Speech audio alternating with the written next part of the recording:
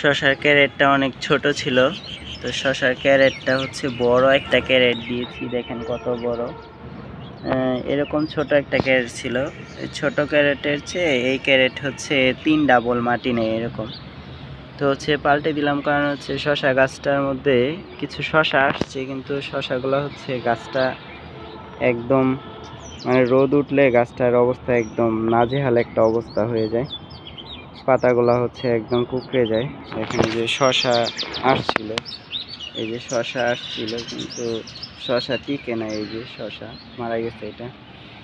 তো এরকম শসা বেশ কিছু আসছিল, কিন্তু আসলে ওরকম টিকে নাই, কারণ হচ্ছে এই যে রোদ, এই রোদ এবং এই বৃষ্টির কারণে হচ্ছে এই সমস্যা গাছের।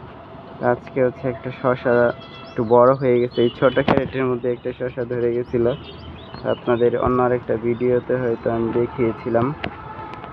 এই শসাটা হচ্ছে আপনার বড় হচ্ছিল, এই দেখেন শসাটা তো মোটামুটি বেশ বড় হয়েছে, খাওয়া যাবে। ছাদে তো আসলে তালা দেয়া থাকে না, তো হয়তো আবার অন্য কেউ নিয়েও যেতে পারে, বলা যায় না। তো এই জন্য হচ্ছে আমি একটু আগে ভাগেই তুলে ফেলবো শসাটা। মাশাল্লাহ, বিসমিল্লাহির রহমানির রহিম, আল্লাহু আকবার, আলহামদুলিল্লাহ। শসাটা বেশ মাশাল্লাহ বেশ বড় হয়েছে।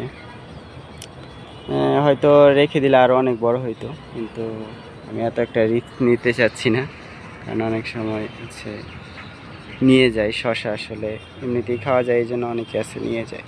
তো সবাই ভালো থাকবেন, দেখা হচ্ছে নতুন ভিডিওতে। আল্লাহ হাফেজ।